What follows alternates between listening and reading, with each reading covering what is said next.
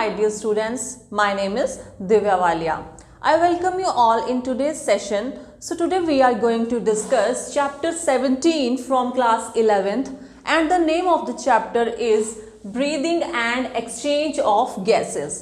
सो बच्चे इस चैप्टर में मैं आपको पढ़ाऊंगी कि जो हम सांस लेते हैं, ब्रीदिंग करते हैं, वो कैसे करते हैं। तो सारी प्रोसेस इस चैप्टर में मैं क्या करूंगी आपको डिटेल में बताने वाली हूँ। सबसे पहले तो हमें पता होना चाहिए इस चैप्टर को शुरू करने से पहले कि रेस्पिरेशन, राइट, रेस्पिरेशन होती क्या है। सो बच्चे रेस्पिरेशन क्या है? Respiration is a physico chemical process. कौन सी?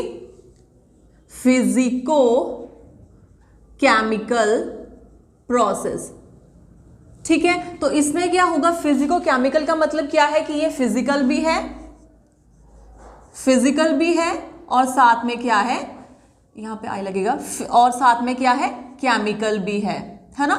सो फिजिकल प्रोसेस का मतलब क्या हुआ बच्चे? फिजिकल प्रोसेस का मतलब हुआ बच्चे कि एटमॉस्फेयर में क्या होगी, एयर होगी। उस एयर को हम क्या करते हैं, जब अपने नॉस्ट्रल से उस एयर को हम लेते हैं तो वो कहाँ तक जाती है, हमारे टिश्यूज तक जाती है, राइट। फिर टिश्यूज से बच्चे वो एयर वापस क्या करेगी, हमारे इन्वायरमेंट में जाएगी। सो बच्चे ये आता है यहाँ पे फिजिकल प्रोसेस में। किस में आता है? फिजिकल प्रोसेस में आता है बच्चे। अब फिजिकल प्रोसेस क्या होती है? ये फिजिकल प्रोसेस है बच्चे, इसमें क्या होती है, थोड़ी थोड़ी वेरिएशंस होती हैं, चेंजेस होते हैं फिजिकल प्रोसेस में। मतलब ये ऑर्गेनिजम्स टू ऑर्गेनिजम्स क्या करती है, वेरी करती है। क्या करती है? वेरी करती है। तो अगर मैं प्लांट्स की बात करूं बच्चे, इसमें रेस्पिरेशन का कुछ अलग से तरीका होता है, ठीक है। ऐसे ऑर्गेनिजम्स जिसमें गिल्स होते हैं, जैसे कि हमारे फिशेज हो गई, है ना। हमारे फिशेज में क्या होते हैं, वो कैसे सांस लेती हैं, उनके पास लंग्स थोड़ी होते हैं। जो बच्चे हमारी फिशेज होती हैं उसमें क्या होते हैं, गिल्स होते हैं। तो गिल्स में उनका सांस लेने का, ब्रीदिंग का जो प्रोसेस है वो अलग तरह से होता है। इसी तरह हम अपने मैमल्स की बात करेंगे तो हमारे में क्या होते हैं, लंग्स होते हैं। क्या होते हैं? हमारे में लंग्स होते हैं। तो बच्चे यहाँ पे क्या होगा, यहाँ पे कुछ प्रोसेस जो है हमारी ब्रीदिंग का वो क्या होगा, कुछ अलग तरह से होगा। सो क्या है, यहाँ पे हमारा क्या हो रहा है, organisms to organism physical process क्या कर रही है बच्चे, वेरी कर रही है। अब वही बात करूँ मैं केमिकल प्रोसेस की बच्चे, तो केमिकल प्रोसेस क्या होती है? केमिकल प्रोसेस हर ऑर्गेनिज्म में क्या होगी, इसमें वेरिएशन नहीं करेगी, वेरी नहीं करेगी। ये क्या होगी, हर ऑर्गेनिजम्स में क्या होगी, सेम होगी। ओके, अब सेम होगी तो क्यों होगी, है ना। तो बच्चे जो हमारी केमिकल प्रोसेस है बच्चे, वो क्या होती है, उसमें क्या होता है, सिंपल क्या होता है, ब्रेक डाउन होता है। क्या होता है? ब्रेक डाउन होता है। और ये ब्रेक डाउन कहाँ होता है बच्चे, हमारे सेल के क्या होता है, अंदर होता है। तो केमिकल प्रोसेस को सेलुलर रेस्पिरेशन भी बोला जाता है। So chemical process is also known as cellular respiration. तो मैंने आपको क्या बताया कि सेलुलर रेस्पिरेशन क्यों बोलते हैं बच्चे? क्योंकि क्या होता है, इसमें ब्रेकडाउन क्या होता है, हमारे सेल्स के अंदर होता है। और साथ में क्या होता है, लिबरेशन ऑफ एनर्जी। क्या होता है? लिबरेशन ऑफ एनर्जी का। ओके, तो इसमें मेनली जो हमारी रेस्पिरेशन होती है बच्चे, इसमें इनहेल और एक्सेल, ठीक है, ये दो प्रोसेस होती हैं। इनहेल को क्या बोलते हैं, इंस्पायरेशन या इंस्पिरेशन, आप कुछ भी बोल सकते हैं अकॉर्डिंग टू योर प्रोनाउंसिएशन, ठीक है। मतलब कि सांस को अंदर लेना, है ना, एयर को अंदर लेना, सॉरी। और उसके बाद एक्सेल, उस एयर को निकालना, दैट इज एक्सपीरेशन, है ना, या एक्सपायरेशन, राइट। सो ये हमारी जो ब्रीदिंग है बच्चे, ये इन दोनों प्रोसेस के मिलने से बनी है। एयर को अंदर लेना, एयर को बाहर निकालना। सो बच्चे मैंने आपको बताया कि जो हमारी रेस्पिरेशन है वो क्या है, एक फिजिको केमिकल प्रोसेस है। तो फिजिकल प्रोसेस में बच्चे, जो हमारी फिजिकल प्रोसेस है बच्चे, उसमें क्या होते हैं, 4 स्टेप्स होते हैं। क्या होते हैं? 4 स्टेप्स होते हैं। तो पहला स्टेप क्या होगा बच्चे? पहला स्टेप क्या होगा कि क्या करते हैं, जो इन और आउट होता है एयर का, in the lungs, the in and out of the air in the lungs, that is known as what, उसको क्या बोलते हैं, रेस्पिरेशन बोलते हैं। क्या बोलते हैं? रेस्पिरेशन बोलते हैं, या फिर आप उसको वेंटिलेशन भी बोल सकते हो, ठीक है। सो ये आ गया हमारा फर्स्ट स्टेप रेस्पिरेशन का। ये क्या आ गया हमारा स्टेप, रेस्पिरेशन का। बेटे अगले स्टेप में क्या होता है, अगले स्टेप में होगी डिफ्यूजन ऑफ गैसेस। क्या होंगी? Diffusion of gases. अब बच्चे डिफ्यूजन ऑफ गैसेस का क्या मतलब है, इसमें क्या होता है, अब क्या होता है बच्चे, जो हमारी एयर होती है ना, जो हमारी एयर होती है उसमें ऑक्सीजन भी पाई जाती है, उसमें कार्बन डाइऑक्साइड भी पाई जाती है, और उसमें क्या होती है, नाइट्रोजन गैस भी पाई जाती है। तो सिर्फ जो डिफ्यूजन है हमारी सिर्फ गैसेस में ऑक्सीजन और कार्बन डाइऑक्साइड का क्यों होता है, बताइए इसमें क्या रीज़न होगा। तो बच्चे इसका रीज़न ये है कि ये दोनों गैसेस क्या होती हैं, हमारी सॉल्यूबल होती हैं। इतना आपको समझ में आ गया, क्या होती है हमारी दोनों गैसेस, ये सॉल्यूबल होती हैं। तो बच्चे डिफ्यूजन ऑफ गैसेस में क्या होगा, लंग्स से हमारी ऑक्सीजन कहाँ तक जाएगी, कैपिलरीज तक जाएगी, और कैपिलरीज से कार्बन डाइऑक्साइड अगेन कहाँ पे चली जाएगी, लंग्स में चली जाएगी। तो इसी को क्या बोला जाता है, डिफ्यूजन ऑफ गैसेस। क्या बोला जाता है, डिफ्यूजन ऑफ गैसेस, राइट। और इसको हम क्या बोल देते हैं साथ में, एक्सटर्नल रेस्पिरेशन, क्योंकि बाहर में ही हो रही है ना अभी, तो इसलिए इसको क्या है बोलते हैं, एक्सटर्नल रेस्पिरेशन। तो ये भी क्या है, हमारी फिजिकल प्रोसेस का स्टेप है। ओके, अब बात करूंगी मैं थर्ड स्टेप की बात करूंगी बच्चे। इसमें होता है ट्रांसपोर्ट ऑफ गैसेस। क्या होता है, ट्रांसपोर्ट ऑफ गैसेस। सो बच्चे ट्रांसपोर्ट ऑफ गैसेस में क्या होता है, हमारा सेल है, हमारा टिश्यू है, राइट। सो टिश्यू में क्या होगा, हमारा ग्लूकोज है उसकी क्या होती है, ब्रेक डाउन होती है। ठीक है, यहाँ पे लिखा बताती हूँ मैं आपको, ये हमारा ग्लूकोज है बच्चे। ग्लूकोज की क्या होगी, ब्रेक डाउन होगी, और वो ग्लूकोज क्या बनाएगा बच्चे, कार्बन डाइऑक्साइड बनाएगा, और साथ में क्या बनाएगा, एनर्जी को लिबरेट करेगा। क्या करेगा, एनर्जी को लिबरेट करेगा। तो ये जो प्रोसेस है बच्चे, ये जो टिश्यू में हो रही है, ठीक है, इसमें क्या होता है, ऑक्सीजन क्या होती है, कंटिन्यूएशन में क्या होती है, यूज होती है, इसलिए ऑक्सीजन का मेनली जो लेवल है वो कम होता है, और कार्बन डाइऑक्साइड का क्या होता है, हमारे यहाँ पे ज्यादा होता है। तो बच्चे इस प्रोसेस में ट्रांसपोर्ट ऑफ गैसेस में जो ऑक्सीजन है वो टिश्यूज तक जाएगी, और कार्बन डाइऑक्साइड कहाँ जाएगी, फिर लंग्स में जाएगी, राइट। तो ये आ जाएगी हमारी ट्रांसपोर्ट ऑफ गैसेस में। तो ये भी क्या थी, हमारी फिजिकल प्रोसेस थी। सो बच्चे फोर्थ वन, जो फोर्थ आएगी बच्चे, उसको भी क्या बोलेंगे हम, उसमें भी क्या होगा, उसमें भी क्या होगा, डिफ्यूजन ऑफ गैसेज होंगी, डिफ्यूजन ऑफ गैसेज होंगी। अब इसमें क्या होगा बच्चे, इसमें क्या होगा कि जो हमारी ऑक्सीजन है वो टिश्यूज तक जाती है, और जो कार्बन डाइऑक्साइड क्या है वो ट्रांसपोर्ट कहाँ हो जाती है, हमारी कैपिलरीज में हो जाती है। ठीक है, तो ये क्या आ जाएगा, fourth step, diffusion of gases. अच्छा, आप सोच रहे होंगे आपके सेकंड भी डिफ्यूजन ऑफ गैसेस है, फोर्थ भी डिफ्यूजन ऑफ गैसेस है। तो बच्चे मैंने आपको बताया this is also called external respiration. क्या है ये, एक्सटर्नल रेस्पिरेशन है। जबकि मैं यहाँ बात करूंगी तो ये क्या है, इंटरनल रेस्पिरेशन है। क्या है ये, इंटरनल रेस्पिरेशन है। सो आई होप आपको अब डिफरेंस पता लग गया, क्योंकि ये और भी अंदर कहाँ तक, टिश्यूज तक जाती है, राइट। सो बच्चे ये तो थे हमारे 4 स्टेप्स जो कि हमारे फिजिकल प्रोसेस में इंक्लूड होते हैं, राइट। सो अब आप सोचेंगे कि केमिकल रेस्पिरेशन क्या होती है। मैम ने बताया कि ये एक तो फिजिको केमिकल प्रोसेस है। तो बच्चे जो केमिकल प्रोसेस होती है जिसको कि हम सेलुलर रेस्पिरेशन बोलते हैं, और मैंने आपको क्या बताया था, सेलुलर मीन्स कि ये क्या होती है, हमारे सेल के अंदर होती है। तो बच्चे इसमें होता क्या है, ग्लूकोज क्या होता है, ब्रेक डाउन होता है, और जब ग्लूकोज का ब्रेक डाउन हो जाएगा बच्चे, तो इसमें मेनली हमें क्या चाहिए, लिबरेशन ऑफ एनर्जी। तो ये हो गई आपकी केमिकल प्रोसेस। सो बच्चे इस तरह से मैंने आपको बताया है कि एक्चुअली रेस्पिरेशन होती क्या है, राइट। और रेस्पिरेशन 2 चीजों से मिलकर बनती है। एक आ गई आपकी इंस्पिरेशन, जिसमें आप क्या करते हो, एयर को अंदर लेते हो ना, और एक्सपायरेशन जिसको क्या वो करते हैं, आप एयर को वापस एटमॉस्फेयर तक पहुंचाते हैं। So this is all about respiration.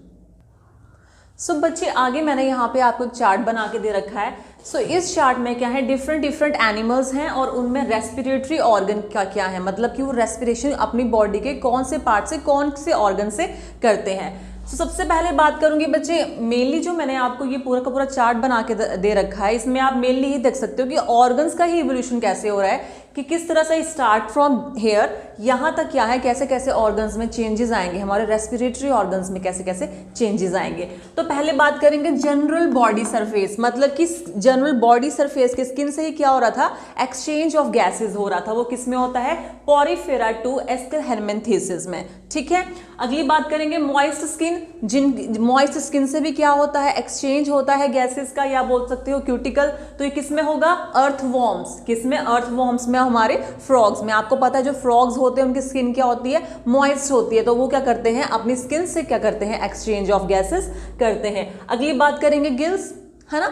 जो हमारे एक्वाटिक हैबिटेट्स होते हैं, कौन से एक्वाटिक हैबिटेट्स, जैसे कि हमारे फिशेस जो पानी में ही रहती हैं, वो कैसे रेस्पिरेशन करती हैं, वो कैसे एक्सचेंज ऑफ गैसेस करती हैं बच्चे, वो करती हैं हमारे गिल्स से, राइट। अगली बात करेंगे बुक गिल्स। अब यही गिल्स मॉडिफाई हो गए, क्या बन गए, बुक गिल्स। तो ये बुक गिल्स किस में होंगे, लिमुलस, या किसको बोल सकते हो, किंग क्रैब, है ना। क्रैब जो हमारे वो भी वाटर के सरफेस पे मिलते हैं, किंग क्रैब, ये क्या है, लिविंग फॉसिल्स हैं। क्या है, लिविंग फॉसिल्स हैं। अब लिविंग फॉसिल्स क्या होते हैं बच्चे, मेनली लिविंग फॉसिल्स होते हैं कि काफी टाइम पहले कुछ ऑर्गेनिजम्स थे, वो अब भी प्रेजेंट है विदाउट एनी चेंजेस, है ना।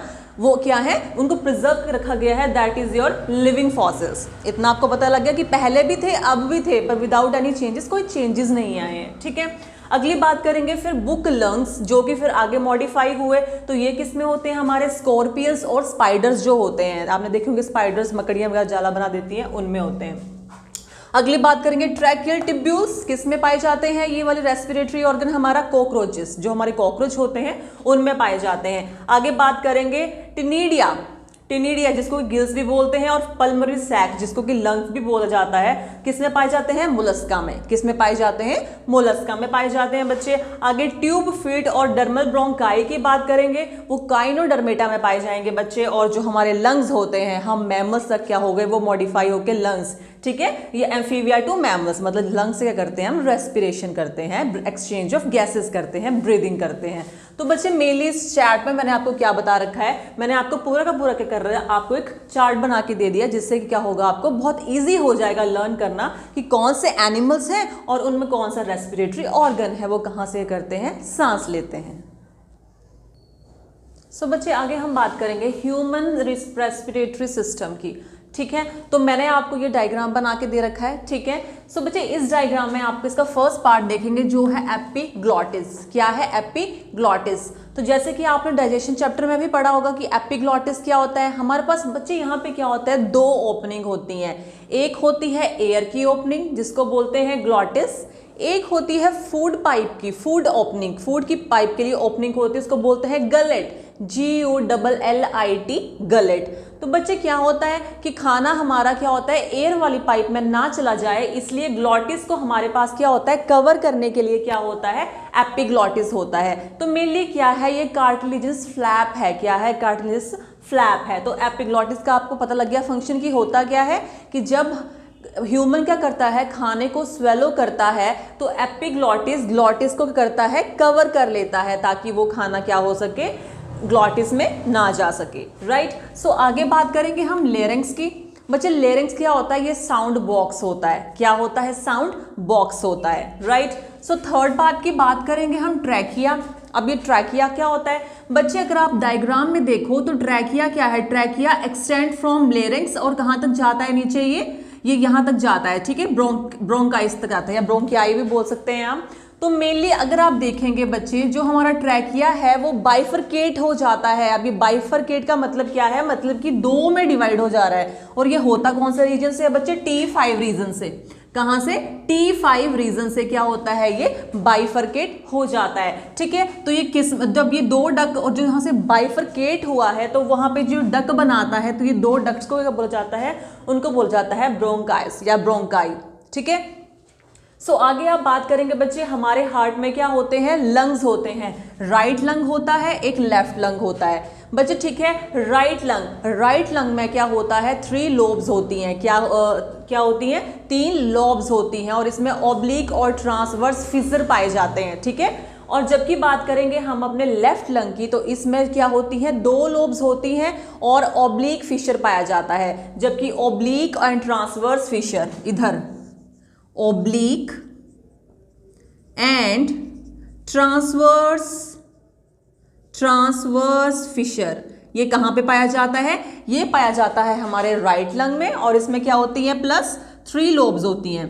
जबकि बात करेंगे हम अपने लेफ्ट वाले लंग की, तो बच्चे लेफ्ट वाले लंग में क्या पाया जाता है, 2 लोब्स पाई जाती हैं, और क्या पाया जाता है, सिर्फ ऑब्लिक फिशर पाया जाता है। क्या पाया जाता है, ऑब्लिक फिशर पाया जाता है, राइट।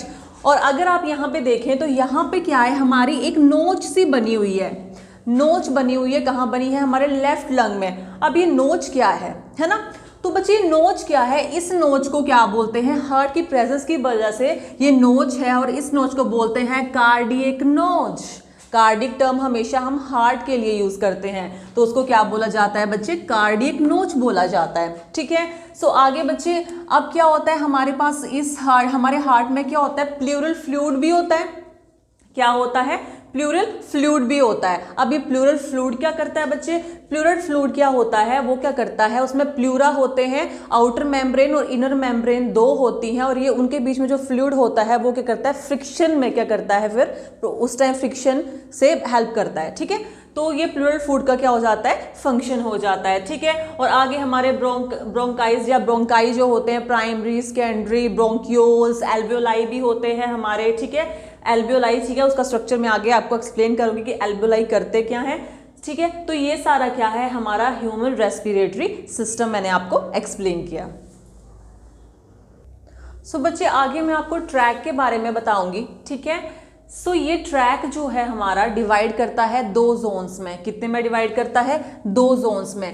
पहली बात करेंगे हम कंडक्टिंग जोन की। ठीक है, कंडक्टिंग जोन में बच्चे डिफ्यूजन ऑफ गैसेस नहीं होता है, डिफ्यूजन ऑफ गैसेस नहीं होता है। और अगली जोन है बच्चे हमारी रेस्पिरेटरी जोन, जिसमें क्या होता है, डिफ्यूजन ऑफ गैसेस होता है।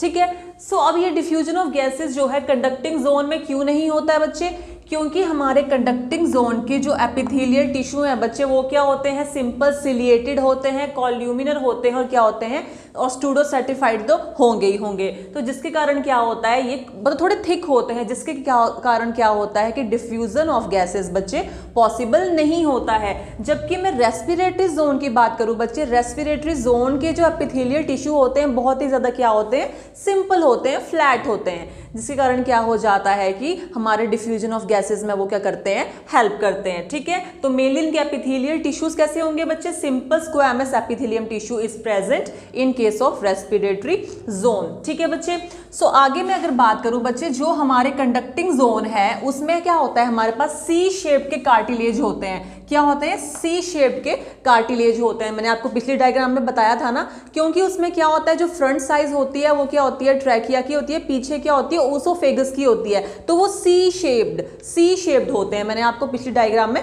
बता रखा है। तो क्या होते हैं, मेनली वो कहाँ तक, ट्रैकिया से शुरू होते हैं हम, और कहाँ तक जाते हैं, हमारे इनिशियल ब्रोंकियोल तक जाते हैं। ठीक है, जबकि हमारे टर्मिनल ब्रोंकियोल या फिर रेस्पिरेटरी ब्रोंकियोल में वो सी शेप्ड कार्टिलेज का होते हैं, पाए नहीं जाते हैं। ठीक है, इतना आपको पता लग गया। और वहीं बच्चे अब मैं इनके फंक्शंस की बात करूंगी, तो इतना जोन क्या है, हमारा कंडक्टिंग जोन है ना बच्चे। तो कंडक्टिंग जोन में क्या होती है, कंडक्शन ऑफ एयर होती है। क्या होती है, कंडक्शन ऑफ एयर होती है। कहां से शुरू होती है, हमारे नोस्ट्रिल से, एक्सटर्नल नोज से शुरू होती है, और वो कहां तक जाती है, हमारे रेस्पिरेटरी जोन तक जाती है। कहां तक जाती है, हमारे रेस्पिरेटरी जोन से, है ना। अगली बात, अगला फंक्शन क्या हो कंडक्टिंग जोन का बच्चे, जो हमारी कंडक्टिंग एयर होती है उसमें जितने भी फॉरेन पार्टिकल्स होंगे, है ना, उनको करती है, रिमूव करती है। उस कंडक्टिंग एयर को क्या करती है, वो क्लीन करती है, क्लियर करती है। ये इसका सेकंड फंक्शन हो गया, है ना, कंडक्टिंग जोन का। अब थर्ड की बात करें बच्चे, अब आप देखा होगा हमारा एटमॉस्फेयर जितना भी ड्राई हो तो क्या होता है कि हमारे जो कंडक्टिंग जोन है वो उसको क्या करती है, एयर, चाहे हम जितनी भी खुश्क एयर अपने अंदर ले जाएं, जो हमारे कंडक्टिंग जोन होती है बच्चे वो क्या करती है, उस एयर को मॉइस्ट बनाती है ना। तो आप देखते हो कि भाई हमने जो बाहर की एयर ली है वो बहुत ड्राई ली है, पर अगर आप उसको ऐसे करके देखोगे ना तो वो मॉइस्ट निकलती है। तो कुछ तो ऐसा है जो हमारी कंडक्टिंग जोन में है, तो वो इसकी वजह से ही होता है, कंडक्टिंग जोन में ही होता है कि वो ड्राई एयर को अंदर जाके मॉइस्ट बना देती है। क्या करती है, मॉइस्ट बना देती है। ठीक है, और क्या करती है कंडक्टिंग जोन, और क्या फंक्शन हो सकते हैं कंडक्टिंग जोन के, कंडक्टिंग जोन है जो हमारे एयर होती है उसके टेम्परेचर को हमारे बॉडी के टेम्परेचर से क्या करती है, मिलाने की कोशिश करती है, उसके साथ मतलब जिस तरह से भी वो बैठ पाएगा टेम्परेचर उस अकॉर्डिंग उसको एडजस्ट करती है। ठीक है, so all these are functions ठीक है, जो कि हमारे कंडक्टिंग जोन के रहेंगे। बाकी बात करूंगी मैं रेस्पिरेटरी जोन की बच्चे। रेस्पिरेटरी जोन का बच्चे एक ही फंक्शन होता है कि ये क्या करते हैं, डिफ्यूजन ऑफ गैसेस में हेल्प करते हैं, right. So diffusion of gases मैंने आपको बताया, क्योंकि जो इनके एपिथेलियल टिश्यू होते हैं बच्चे वो बहुत फ्लैट होते हैं, जिसकी वजह से क्या होता है, डिफ्यूजन ऑफ गैसेस क्या होता है, ईजी होता है। So this is the only function of respiratory zone. So बच्चे आगे हम बात करेंगे एल्वियोलाई की, राइट। सो जो एल्वियोलाई होते हैं वो क्या है बच्चे, यूनिट ऑफ लंग्स है। क्या है, यूनिट ऑफ लंग है, कौन, एल्वियोलाई। तो बच्चे जो एल्वियोलाई होते हैं हमारे पास एक राइट लंग होता है, एक लेफ्ट लंग होता है ना। तो 300 मिलियन एल्वियोलाई जो है हमारे मिलाकर, दोनों लंग्स को मिलाकर प्रेजेंट होते हैं। तो मैंने यहाँ पे लिखा है 300 million alveoli present in both lungs, right. So बच्चे अब क्या होता है, हमारे इस पे डिफ्यूजन मेम्ब्रेन्स होती हैं एल्वियोलाई में, ठीक है। तो मेनली, और जो फंक्शन है एल्वियोलाई का वो क्या है, मेनली इसमें डिफ्यूजन ऑफ गैसेस होती हैं एल्वियोलाई में, ठीक है। सो इसमें क्या होंगी हमारे पास नंबर ऑफ डिफ्यूजन मेम्ब्रेन कितनी होती है हमारे एल्वियोलाई में, 3 होती हैं। कितनी होती है, नंबर ऑफ डिफ्यूजन मेम्ब्रेन्स क्या होती है हमारे पास, 3 होती है एल्वियोलाई में। कौन कौन सी होती है, SSE, इसका मतलब क्या है, सिंपल स्क्वैमस एपिथेलियम। क्या है, simple squamous epithelium of alveoli. ये आ गई आपकी फर्स्ट मेम्ब्रेन, दूसरी आ गई आपकी बेसमेंट मेम्ब्रेन, ठीक है। एंड थर्ड आ गई आपकी थिकनेस ऑफ मेम्ब्रेन की, जो थिकनेस होती है उस मेम्ब्रेन की वो कितनी होती है, ठीक है। तो mainly number of diffusion membranes हमारी पाई जाती हैं एल्वियोलाई में, जो कितनी होती है, 3 होती है। अब बच्चे क्या होता है कि जो अब क्या है ऐसा जो हमारे डिफ्यूजन को अफेक्ट करता है ना, फैक्टर अफेक्टिंग डिफ्यूजन। तो क्या होगा, पहला तो सॉल्युबिलिटी होगी। अब सॉल्युबिलिटी क्यों होगी, सॉल्युबिलिटी बच्चे सबसे इंपॉर्टेंट होता है जो अफेक्ट करता है डिफ्यूजन को। कैसे करता है, मैंने आपको बताया था कि एयर में जो ऑक्सीजन कार्बन डाइऑक्साइड ज़्यादा सॉल्यूबल होती हैं, तो solubility one of the most important factor जो है हमारे डिफ्यूजन के लिए रहता है। दूसरी आएगी थिकनेस किसकी, ये जो मेम्ब्रेन होती है, अगर आप एल्वियोलाई का स्ट्रक्चर देखो तो वो उसकी जो मेम्ब्रेन की थिकनेस होती है वो भी अफेक्ट करती है हमारे डिफ्यूजन को। और थर्ड आएगा पार्शियल प्रेशर, क्योंकि जो हमारा रेस्पिरेशन है, ब्रीदिंग का प्रोसेस है, उसमें सारा का सारा खेल किसका है, प्रेशर का है। किसका है, प्रेशर का है। सो बच्चे ये कुछ फैक्टर्स रहेंगे जो हमारे डिफ्यूजन को करते हैं, अफेक्ट करते हैं। और ये मैंने आपको किसके बारे में बताया, एल्वियोलाई के बारे में बताया। तो ये आपको याद रखना है कि जो एल्वियोलाई है वो क्या है, यूनिट ऑफ लंग है। So thank you so much.